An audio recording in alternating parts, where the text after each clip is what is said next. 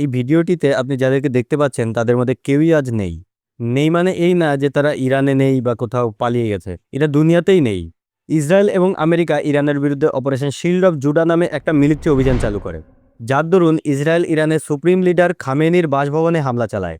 ইরানের রাষ্ট্রীয় সংবাদ মাধ্যম আজ সকালে নিশ্চিত করেছে দেশটির দীর্ঘদিনের সর্বোচ্চ নেতা আয়াতুল্লাহ আলী খামেনি ৮৬ বছর বয়সে মারা যান। শনিবার যুক্তরাষ্ট্র ও ইসরায়েলের যৌথ বিমান হামলার পর তার মৃত্যুর খবরটি সামনে আসে। ইরানি রাষ্ট্রীয় টেলিভিশন জানিয়েছে রাজধানী তেহরানে খামেনির কার্যালয় লক্ষ্য করে চালানো হামলায় তিনি প্রাণ হারিয়েছেন। এই ঘটনায় ইরানে ৪০ দিনের রাষ্ট্রীয় শোক এবং ৭ দিনের সাধারণ ছুটি ঘোষণা করা হয়েছে। আমেরিকা ও ইসরায়েল যৌথভাবে ইরানের পারমাণবিক কেন্দ্র এবং সরকারি দপ্তরগুলোতে পিন পয়েন্টে হামলা চালায়। আমেরিকার প্রেসিডেন্ট ডোনাল্ড ট্রাম্প এক সোশ্যাল মিডিয়া পোস্টে খামেনির মৃত্যুকে ইরানি জনগণের জন্য দেশ ফিরে পাওয়ার শ্রেষ্ঠ সুযোগ হিসেবে বর্ণনা করেছে।